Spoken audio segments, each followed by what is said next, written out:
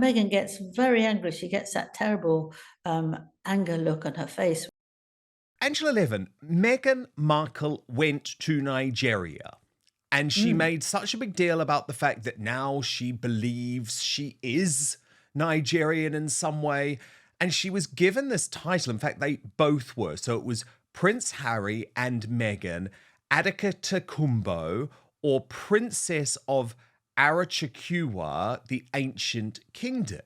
And at the time, Meghan made out as if she was going to use this title. She said, I treasure the name and appreciate your trust in me to carry it with grace and dignity. But you've been looking Yeah. into this, and there is now some concern that Meghan has absolutely no plans of using her Nigerian title because she's still so desperate for everyone to call her the Duchess of Sussex. What's going on here?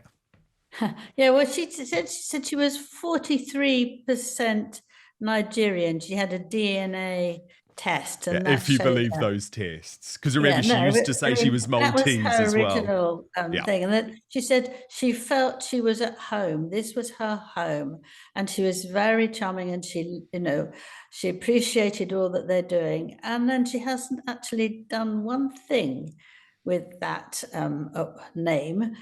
She could do it, and she doesn't have to use the royal name from the UK at all, and nobody will mind one bit. I'm absolutely sure of that. And if she doesn't like it, she doesn't have to use it. So she could be a princess and do whatever she wanted, a Nigerian princess, and not have to sort of build up things that she can do that she knows would upset the royal family, but actually have a country that admired her.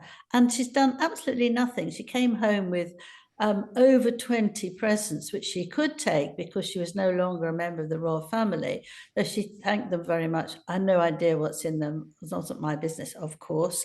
But she's not even done it once. You could think, come on, be a bit gracious. Just use it for one thing so that they can be very happy and pleased with you. But oh no, I mean, what she is always is Meghan, Duchess of Sussex. And she thinks, obviously, that having the title alongside Harry and UK title, that is much more important. Interesting. It's just an interesting thing, isn't it? Well, isn't the reality, Angela, that she has treated Nigeria in the same way that she treated the Afghan women who she was with for 10 minutes? The same three women, there they were in 2023 and 2024. Wasn't it just another stunt? And it doesn't matter, Angela, whether it's a charity or now a country. Meghan will say whatever is required to get positive headlines at the time, but Yes. actually not put any work on afterwards. What had she actually done for Nigeria? And I pose that as a really serious question, Angela, because the thing about royals, and you know this better than anyone, is that you should choose a few passion projects that become your life's work. So Camilla, you speak about it all the time, what she's done with domestic violence. Catherine, what she's done with early childhood. With Diana, let's be honest, she was remarkable royal in a lot of ways, but it was bulimia, it was the plight of the homeless, it was landmines. She made them all international issues. Now with Meghan, it's like, what's my project of the week to get some nice coverage in a glossy Hollywood magazine? Nothing actually comes from a place of wanting to make change. And I hope that Nigeria, because I know there were a lot of people within Nigeria warning against this visit, I hope maybe this is a warning to other countries who Meghan wants to use for a little stunt. Well, that's very interesting you say that, because when they came back and said how wonderful it was, there was a lot of things that said that they were going to do yet another one around India before the end of the year. Do you remember that? That hasn't And happened, has it? that hasn't happened because I think they could see that it's going to cost them a fortune. And well, what's happening after that? But she does this with friends, doesn't she? I mean, this extraordinary way of hugging people and being nice to them. Then boom, they've gone. She doesn't want to know. And I think a lot of people now can see through that and actually are saying quite nasty things about her behaviour. There's something there that she doesn't have a sort of passion. She can act it, she can say the right thing, she can make people quite happy for an hour or so, but then she vanishes. And that's for, people of her own age, different countries, small children who, actually, that's the interesting thing. Most small children that I see with her push her away. It's absolutely extraordinary. I always think that children have an instinct about people and they know when they're safe with an adult or not. A lot of them push her out the way. Whereas if they see Catherine, who they never know, they've never known, and they're little, they dash into her arms. There's something about her that is absolutely lovable. We know that, but actually small children like that. And Meghan gets very angry. She gets that terrible anger look on her face when she kept being pushed away by small children. So who knows whether that's true or not? But we do know that she's marvelous at something and then absolutely wipes it out. I know, and I feel sorry for Nigeria. I genuinely do, Angela, because it is a country which is developing. It's got a lot of poverty. You could argue that they really needed a major figure like Meghan behind them. But the warning again that I would have posed is look at how transient she was of her support for the Commonwealth. Oh, I love the Commonwealth. I love the Commonwealth so much. I'm getting the countries all embroidered on my wedding dress, and I love this role that the Queen's given me. She didn't give a damn about the Commonwealth. In fact, quite the opposite. The moment that she had her Netflix show and had an opportunity to put the boot into Queen Elizabeth II, the Commonwealth all of a sudden was presented as some sort of colonial era ludicrous concept. So I just think people have to be very careful. If you're looking at this from a geopolitical perspective, be very careful before you try and attach Meghan to your brand, because she's got no loyalty. Harry wasn't doing that, was he? He should have been much more careful. He was furious with William for saying, don't rush it, which isn't something to say, look, I hate her. It was just sensible. He fell for her 100%, 150%. And you just have to think a bit longer whether it's going to be okay and try it out for longer, for goodness sake. Oh, well, of course he should He have, but wouldn't listen, but we he know what hated Harry was William thinking for about. having said that. And of Just course, slow William down. is right. Yeah, exactly. Just It's slow it's down. it's very sad. Yeah, and it was a nice title too, this Yoruba title, Adatu Kunbo. Do you know the translation, Angela, means the Yes, I crown or treasure the name and royalty? appreciate your trust in me to carry it with grace and dignity. No, that was her. The translation means, sorry, the crown or royalty from a foreign land. Yeah, That's what it means. Yes, it was exactly. a very important and respectful name. Yeah. But Angela, we know how Meghan operates now. Mark my words, she will only be back in Colombia if there is a financial or PR motivation for her. Sorry, she'll only be back in Nigeria if there is a financial or PR motivation for her to do so. But I would say the same thing about Colombia too. So all of these foreign governments should be very, very careful. You've got your own population to focus on. You've got people who genuinely care about you. Let's consider that the priority rather than trying to boost Harry and Meghan's stock, because we all see through it anyway. But Angela, I want to ask you about another story that you've been looking into involving Prince Harry and the company that I think he given this ludicrous title. What was it?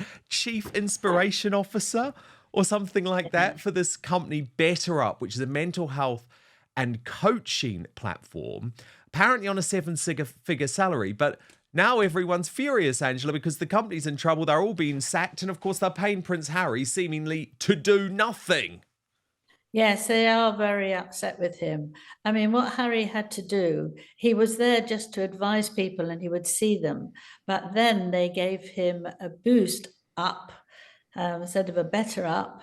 And they said that they'd like him to have a sort of a sort of remote discussion with people like a university, and do that all himself, look after the people who needed help psychologically and mentally, and do that on his own when he wants to. Well, I mean, I don't think Harry's quite the right person to do that, because he hasn't sorted himself out yet. And if it's going to be a me, it's not going to be very helpful to them. But nonetheless, they paid him a 7-figure salary a year. That's over $1 million. And because of difficulties, or maybe it didn't work, staff turned on the company, because 100 of them have been laid off, and they don't know what on earth Harry is doing. They said he was a distraction. I'm not sure what that means. It's fun and sort of hearing jokes or what. But one of them said his responsibilities are 0 things. Now, we don't know whether that's true or not, but it's not very complimentary that he should be responsible for all this and have that sort of money. I mean, to Harry, I suppose it's very necessary and important, and nothing like having 6 million when you leave your family. But it is very, very hard on the people who are struggling. I got his title wrong, Angela. It was not Chief Inspiration Officer, it's Chief Impact Officer. But can I just be honest about this, having worked in the corporate world myself before? This is just a made-up title. It's Yes. effectively when you just want to bring someone in to be the face of your company. And more fool, better up. Because you've paid for someone to apparently be the face of a company which is meant to care about mental health and coaching, when actually, can we just look into Harry and how he cares about other people's mental health, Angela? Because he is putting his father through a whole load of mental anguish even while he is going through cancer treatment. He is putting his brother through a whole load of mental anguish and trauma even when his wife is undergoing cancer treatment. He put the late Queen through a huge amount of mental trauma in her dying days. Likewise, Prince Philip, who probably didn't give a damn, but certainly the Queen did. So isn't it just a joke? Can't we just now say it is completely ludicrous that Prince Harry should be put in on any platform as some sort of champion of mental health? Because he doesn't seem to care about anyone else's mental health, Angela. And I say that from personal experience. He only cares about his own mental health and his wife's apparent mental health issues, which no one knew about at the time. Yeah. But first, with the holidays creeping up faster than your aunt's fruitcake recipe, I've got something way better to share with you. The discount for Black Friday, by the way, is off the chart, so you are going to want to hear this today. If you want to look sharp for all those festive gatherings and maybe finally win the Best Groomed at the Family Dinner Award, check out the latest from Manscaped, the Chairman Pro Electric Foil Shaver. Trust me, it's like Rudolph for your face, guiding you to a smooth, irritation-free shave. So let's dive into the goods. The Chairman Pro is armed with not 1, but 2 interchangeable skin-safe blade heads. Think of them as your grooming superheroes. The skin-safe 4-blade foil for when you want that baby's bottom smooth, and the skin-safe stubble trimmer for when you want to keep some stubble but clean it up a bit. Both keep you looking sharp while minimizing razor burn and irritation, because nobody wants to show up to the holiday party looking like they lost a fight with the Christmas tree. But wait, there's more. The Chairman Pro has Flex Adjust technology, which is basically like the holiday miracle of shaving, like Santa's elves just made it for you. The blades and pivoting head adjust to every curve of your face. It's gentle on the neck area too, as if they had the gift of foresight. So go on, kiss that awkward jawline patch goodbye. No more pretending it doesn't exist while you hope nobody notices under the mistletoe. And if you want an even more precision shave, on the right side of the bracket, there's this thing called a precision lock. When you lock it, the blade head sits firm so you can achieve a more precise shave. And here's something that's going to make your grooming routine even easier. The Chairman Pro is waterproof, so you can use it right in the shower. And the waterproof feature doesn't just make shaving easier, it also simplifies cleanup too. So just a quick rinse under the sink and you're all set. The Chairman Pro isn't just for daily shaves either, it's powerful enough to tackle up to 5-day growth, making it perfect whether you're shaving every day or just tidying up after a few days.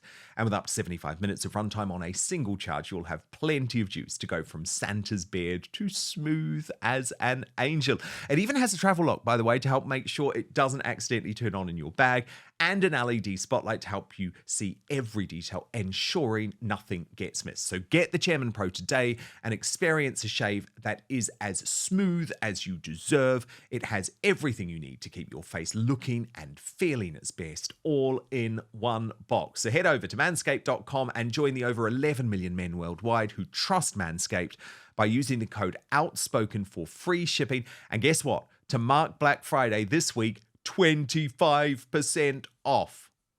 That's www.manscaped.com. Remember to use the coupon code OUTSPOKEN at checkout. Well, I think, you see, the trouble is that some people feel they're so lucky to have a royal that they don't actually think of them as a person. It's a royal, and they think the royal, well, it will be worth it because everyone will come because we've got a royal. But you actually have to see what the royal is like, and you need to investigate as you would anyone who you wanted to take on board. And if you found out how difficult he's been as a teacher, let alone for himself and helping others, that it's absolutely absurd to take him on. And the fact that you give him masses of money and that pleases him, you think people are going to come to you in huge crowds, but it's very naive, I think. They're all people. I mean, I did quite a lot with the Royals, and I find them amazing people, and I'm very respectful towards them. But they're still people. They still feel, and they still get upset if they're told something that it hurts their heart. But actually, if you can't do that with your own family, you're not going to be able to understand loads of people going through trauma themselves. Because I think Harry does think, it's me, I'm the spare, I'm, left out, nobody teaches me properly, I'm just left. But that's not true, because if you look at William, he also suffered, and he's tried to mend himself and look for the good things. And Harry really, really looks for the bad things, and it's not doing him any good, but he won't let anybody free from that. So actually trying to help someone who you want to let free the agony they've had about whatever it is, you have to be okay yourself. You have to have managed it yourself, and you can then pass on your experiences. But if you can't, then you can't do that. So it's boring, and you don't want to bother that much. That's my view, maybe wrong. No, I think you're completely right. And the thing is, Angela, isn't it about time some of these companies just learn? Because actually, you shouldn't be able to buy a royal. That's the whole point of the royal family. You can't buy King Charles or William. You could never buy the Queen. Even Princess Diana, after her divorce, never allowed herself to be bought. And they have trashed the monarchy in a way by allowing themselves to be bought. But I think maybe one of the positive things to come out of this, Angela, is that it hasn't worked. Because buying Harry and Meghan was a disaster for Netflix for Spotify, because their boss, Bill Simmons, described them as effing grifters. Excuse my French, but that was his language about it. It hasn't worked for Netflix, Angela, who spent all of this money and actually hasn't had what they need for them. Now we learn it hasn't worked for BetterUp either. So maybe it's a positive thing, actually, that you can't just buy a royal. It doesn't work that way. No, it works with charities. If you have a Yeah, but they're royal, not paying, are they? no, Like the no, royal doesn't exactly. get paid. But if they come along, you see that people donate many more times than if they don't have that. So you put that to one side, and you're very grateful to them. But that's very, very different. It's the money that actually makes the difference, and it's awful that it can do so. But a lot of them, a lot of the royals understand that that's not the way to behave. But I do think as well that actually, just come into my head, the judge in this new case of attacking the male with Lawrence's mother, it's very interesting, really, because the judge has said to him, has given him a big telling off for the second time, and said to him, only come to me with things you've actually got proof with. Don't come to me with things that are just something you had in your head or something you're trying to do. I will not have it. Very cross with him, because obviously he's seen several times, according to the number of times Harry comes in and upsets his father again and again and again, that he's just trying to kill off the press and to ruin the royal family. So I think when a senior judge says that openly before the case actually starts, because he's fed up with the other ones, that's really a very important thing to say. And I think people can listen to that and be wary of what Harry's going to do. The judge will be fine about it, but Harry's just determined to push on. I mean, it's terrible. Go and do something nice and challenging that way, not something that actually is hard-nosed on the press, because he's never going to get rid of the British press, is he? No matter how hard he tries. But it's about personal vengeance, isn't it? That's what it's about. It was about trying to get me cancelled. It was about trying to get you cancelled. It's about trying to get Piers Morgan put in jail. It's personal vengeance. What he does, Angela, is he wraps up personal vengeance as if there's some sort of moral campaign. There's no moral campaign. It's just personal revenge. That is all he wants. But I think he should listen to Angela Levin and go and do something proper with you. But don't you think as well that Meghan persuades him and encourages him? He was not like this. No.